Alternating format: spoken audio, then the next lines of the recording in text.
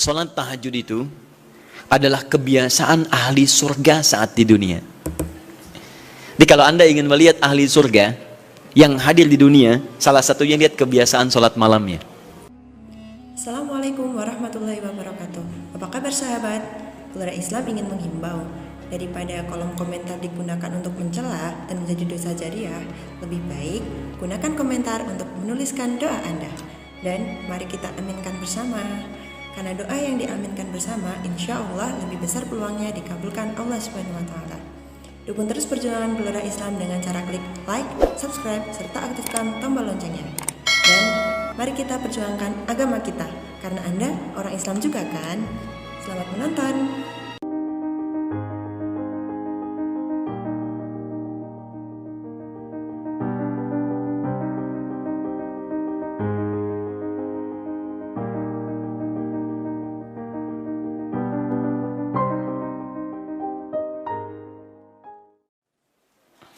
Sholat tahajud itu adalah kebiasaan ahli surga saat di dunia.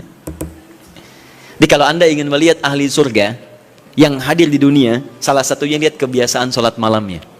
Jadi kalau Anda ingin melihat kebiasaan ahli surga saat di dunia, lihat kebiasaan malamnya. Kalau dia bangun dan mengalahkan semua kebiasaan malam ahli dunia, maka itulah ahli surga. Salah satu kebiasaannya.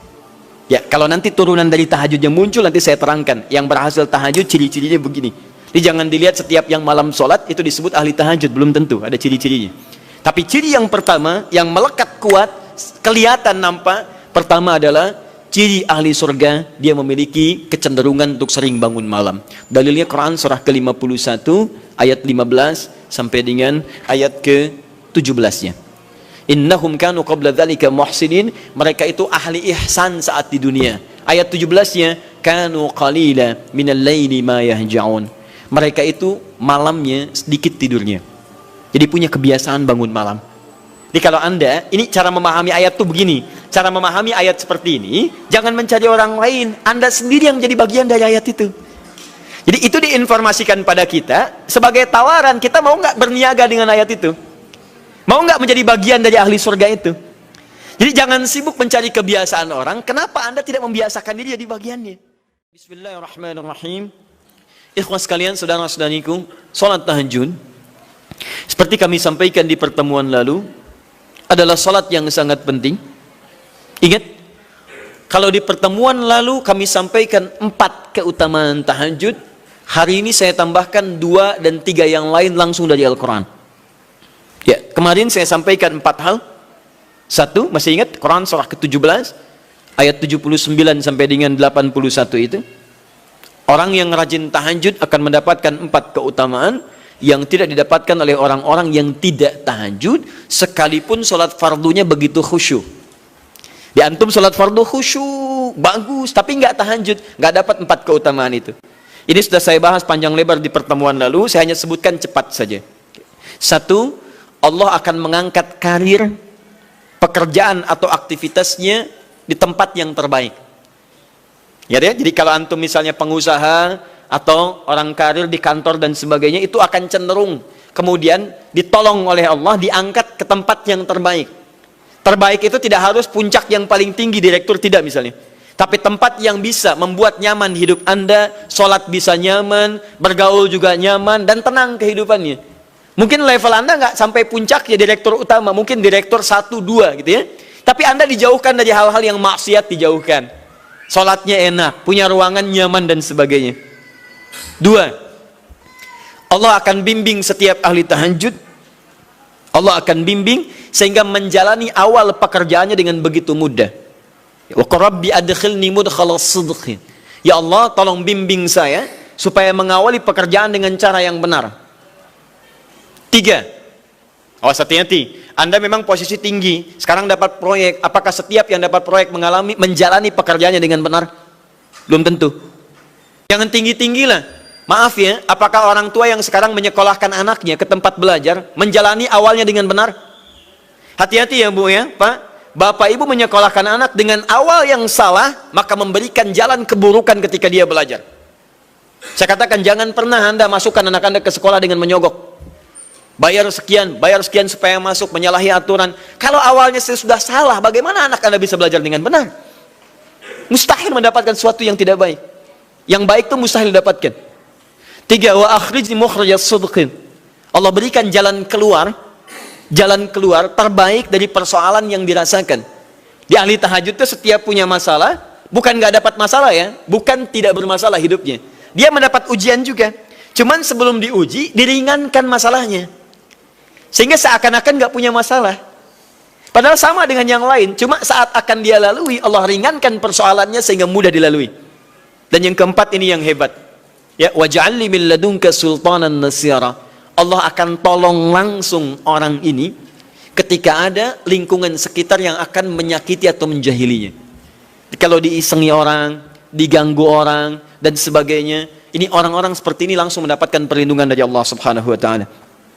Ada satu kali, ini kisah nyata, seorang saleh, ahli tahajud, sampai saking ahli tahajudnya tidak ingin meninggalkan kebiasaan ini. Ini sangat nyata kisahnya dan tidak mengarang. Satu kali Pak, kemudian malam-malam dia perjalanan dengan rombongan. Begitu perjalanan, orang-orang tidur, sampai dia mengendap-endap kebiasaannya tidak ingin diketahui oleh orang lain. Satu malam kemudian, dia bangun setelah orang lain tidur, masuk dia sedikit ke area sedikit ada dalam hutan. Begitu sedang menunaikan sholat, dia duga kemudian tidak ada orang lain yang melihatnya. Ternyata ada satu orang atau beberapa yang kemudian tergerak, mendengar suara dan menyaksikan kebiasaan dia. Anda tahu apa yang terjadi? Dan inilah yang disampaikan oleh orang-orang yang melihat itu. Begitu sedang sholat, teman-teman sekalian, tiba-tiba baru bertakbir malamnya, lompatlah dikisahkan seekor harimau di depannya. Dalam keadaan yang sudah lapar. Saya mau tanya pada bapak ibu, begitu sholat misalnya Allahu Akbar, tiba-tiba samping ada harimau. Wow. Apa yang dilakukan? Kabur. Udah gak panjang pikirnya, kabur ya kan? Tayyib. Sekarang lihat apa yang beliau sampaikan. Begitu datang harimau itu, perhatikan ahli tahajud ini. Dia ingat dengan janji Allah. Dia ingat dengan janji Allah. Perhatikan baik-baik ya. Kalau Anda sudah punya kebiasaan Qur'ani dalam jiwa Anda, maka ayat itu akan hadir membimbing Anda dalam setiap kesulitan Anda. Apapun itu. Nabi Yusuf dekat dengan Allah. Ketika digoda muncul ayatnya. Laula ara'a burhana rabbi. Kalau bukan melihat petunjuk dari Rabbnya, niscaya ada sesuatu yang buruk terjadi kepadanya. Tapi Allah jaga beliau. Lihat baik-baik teman-teman. Begitu melompat harimau itu, kemudian dia katakan dalam jiwanya. Lihat kalimatnya. Ya khalqallah. Hei makhluk Allah. Dia tidak katakan ya namar, hei harimau, tidak. Kalau disebutkan harimaunya, menunjuk pada zatnya. Tapi dia lekatkan makhluk ini kepada penciptanya. Hei makhluk Allah. Ya khalqallah, hei makhluk Allah. Jika saya memang rizki yang telah Allah tetapkan untukmu pada saat ini, maka saya ridho untuk engkau makan, silakan, tidak ada masalah. Kalau Allah tetapkan saya sebagai rizki untukmu pada saat ini, silahkan. Tapi kalau saya bukan menjadi rizki yang telah Allah tetapkan untukmu pada saat ini, maka jangan coba-coba ganggu ibadahku hari ini. Lihat kalimatnya, bukan jangan makan aku. Ingat, bukan jangan makan aku. Jangan coba-coba ganggu ibadahku saat ini, atau aku akan mohonkan pada Allah penciptamu untuk menghancurkan engkau saat ini juga. Perhatikan, dia minta jangan ganggu tahajudnya, bukan jangan makan dirinya. Apa yang terjadi ketika dikaitkan dengan ayat perlindungan tentang tahajudnya, maka tiba-tiba harimau ini pergi meninggalkannya, mengaum sekali langsung pergi. Anda bisa bayangkan, bisa nggak malam-malam begitu Anda sholat, tiba-tiba ada nyamuk misalnya kan banyak tuh. Begitu Anda mulai disengat oleh nyamuk, diambil, Anda katakan, hei nyamuk, kalau ini memang rizki yang telah Allah tetapkan untukmu saat ini, sedot sebanyak-banyaknya, saya ikhlas. Tapi kalau bukan, jangan coba-coba ganggu saya. Atau saya mohonkan kepada Allah pencipta untuk menghancurkan kau saat ini juga. Masya Allah. Kira-kira apa reaksi nyamuk? Makin banyak kayaknya. Coba cek. Berarti chemistry-nya harus lebih dibangun lagi. Tingkatkan. Itu waj'alni min ladunka sultanan nasira. Nah, maka teman-teman sekalian, dari 4 ini, kemudian Nabi menguatkan tentang itu sampai muncul ayat-ayat khusus dari Al-Quran untuk memberikan jaminan-jaminan. Ini tambahannya. Yang kelima, ini yang belum saya sampaikan pertemuan lalu. Kelima, sholat tahajud itu adalah kebiasaan ahli surga saat di dunia.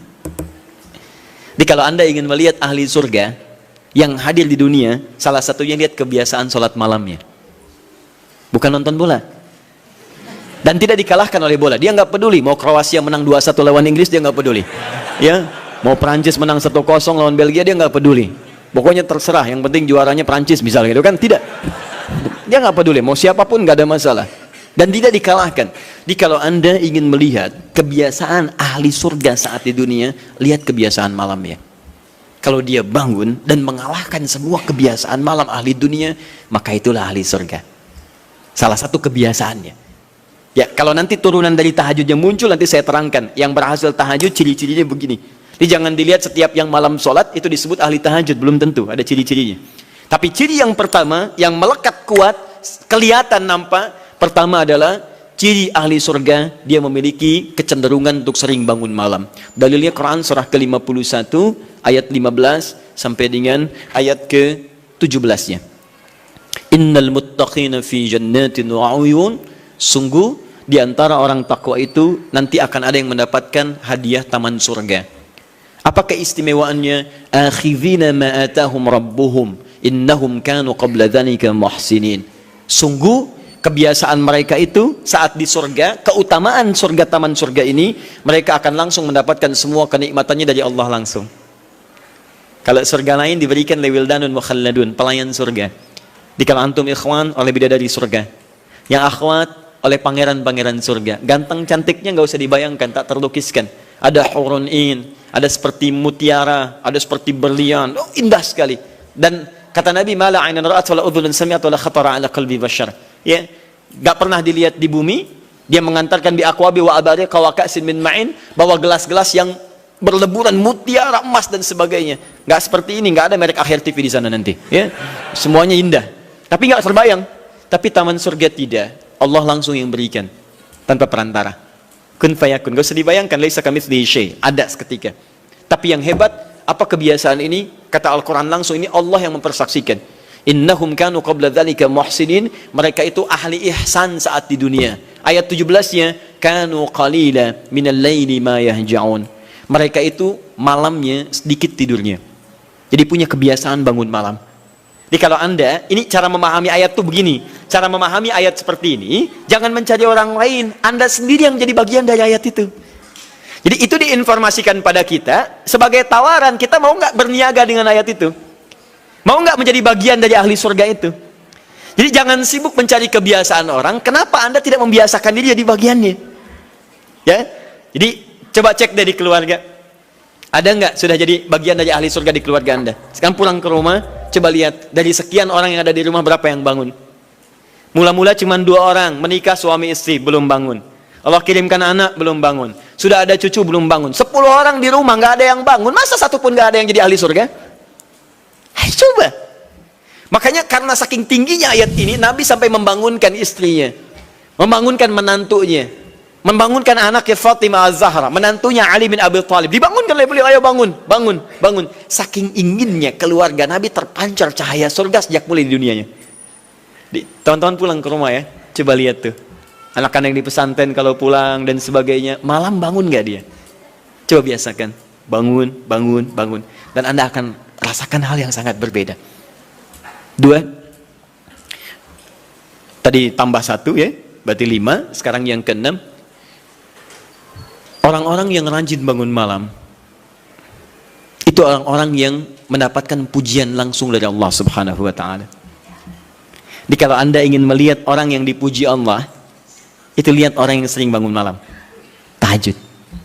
Di antara dalilnya Quran surah ke-32 ayat ke-16.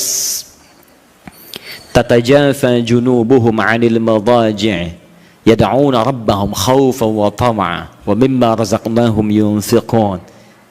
Setelah kita sujud itu ayat sajudah, Allah terangkan. Itu indah sekali kaitannya. Nih, di antara orang sujud ini ada yang lebih hebat lagi. Kalau Anda sholat subuh baca misalnya ayat sajadah, sujud, Allah terangkan.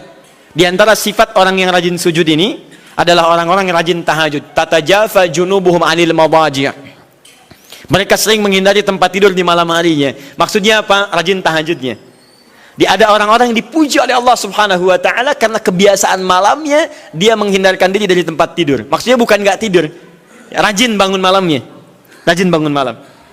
Bapak Ibu kurang apa lagi ya?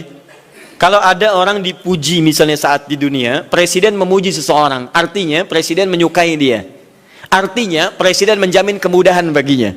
Kalau ada orang yang dipuji Allah, artinya Allah mencintai dia dan menjamin kemudahan dalam kehidupannya. Maka dekati orang-orang seperti ini. Saya sarankan kalau antum punya teman, ikhwan sekalian, sedang mabit misalnya atau tugas dinas keluar. Tiba-tiba tengah malam di hotel dia bangun sholat, itu teman terbaik Anda.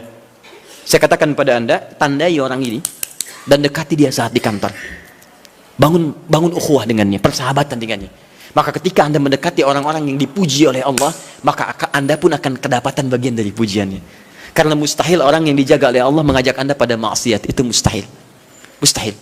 Sama teman-teman yang masih di kampus, kalau malam-malam misalnya di asrama atau pulang tiba-tiba ada orang-orang yang kelihatan sholat malam, dekati orang ini. Jadilah bagian dari sahabatnya. Dan dengan itu saya ajak, coba cek pasangan hidup Anda. Jangan-jangan selama ini Anda berdua belum mendapati sesuatu yang terbaik. Kalau ibu ingin suaminya dipuji oleh Allah Subhanahu wa taala, maka bangunkan malamnya supaya dia sholat. Kalau Anda, istri Anda ingin dipuji oleh Allah Subhanahu wa taala, bangunkan malamnya supaya dia sholat. Dan kalau bisa keduanya kompak. Pernah kan saya sampaikan di pertemuan lalu, Nabi menyampaikan, lihat rahimallahu mra'an atau rajulan, Allah merahmati seorang lelaki, kemudian yang bangun di pertengahan malam dia sholat, lantas membangunkan istrinya dan mencipratkan air di wajah istrinya supaya dia bangun menunaikan sholat malam. Seperti Allah merahmati seorang istri yang bangun di malam hari untuk sholat, kemudian dia mencipratkan air di wajah suaminya supaya bangun untuk sholat. Saking tingginya mendapatkan pujian Allah, sampai kata Nabi SAW, ayo bangunkan istrimu sekalipun kau cipratkan air di wajahnya. Tapi mohon izin Bu ya, maksud hadis itu, kalau sudah ada komitmen dan rencana bangun di malam harinya. Ingat ya, bukan ibu ngaji sekarang suami nggak hadir, terus dengar itu terus nggak punya rencana. Aduh, saya pengen suami dipuji Allah, masya Allah, malam-malam segayung Pak. Mama kenapa? Hadis Nabi Pak. Oh hadis Nabi. Aduh, siapa yang ngajarin? Nah, itu yang repot. Paham ya? Baik, sudah yang terakhir. Ini menunjuk pada keutamaan tahajud. Kemarin 4, saya tambahkan jadi 3. 1, masih ingat tadi yang pertama apa?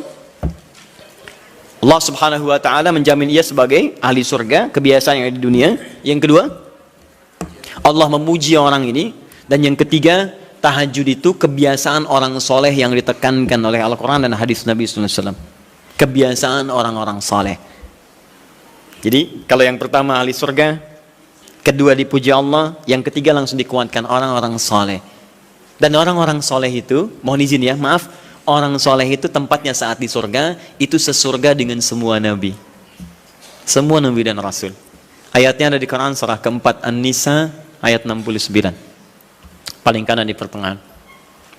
وَمَنْ يُطِعِ اللَّهَ وَالرَّسُولَ فَأُولَٰئِكَ مَعَ الَّذِينَ أَنْعَمَ اللَّهُ عَلَيْهِمْ مِنَ النَّبِيِّينَ وَالصِّدِّيقِينَ وَالشُّهَدَاءِ وَالصَّالِحِينَ وَحَسُنَ أُولَٰئِكَ رَفِيقًا.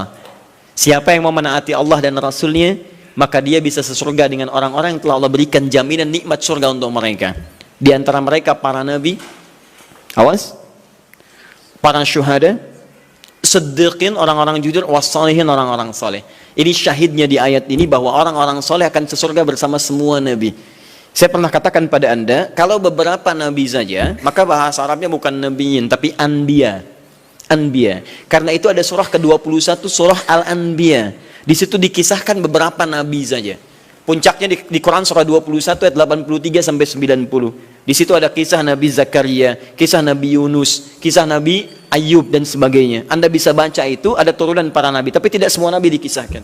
Tapi kalau Anda ingin sesurga dengan semua nabi tanpa kecuali, maka Anda kerjakan sebagai orang soleh saat di dunia, ada peluang mendapatinya. Nah, ciri orang soleh yang ditekankan itu, dia adalah orang-orang yang rajin bangun malam saat dia berada di dunia. Itu yang disampaikan tekanannya di Quran surah ke-76 Al-Insan ayat ke-26. Wa minal laili fasjud lahu wasabbihhu lailan tawila. Dan di antara sementara malam, tidak usah sepanjang malamnya, tapi sebagian malam cari waktu untuk banyak bersujud kepada Allah dan memperbanyak tasbih kepadanya. Di antara makna tasbih dan sujud itu adalah tahajud.